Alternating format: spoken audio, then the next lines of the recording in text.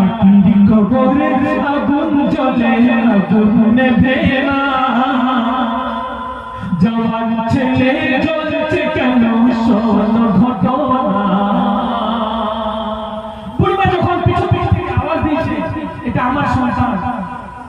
তখন বিশ্বনবী হুজুর পাক সাল্লাল্লাহু আলাইহি ওয়াসাল্লাম কি ব্যাপার আপনার তো বাড়ি এখানে আপনার তো বাড়ি মদিনার বাইরে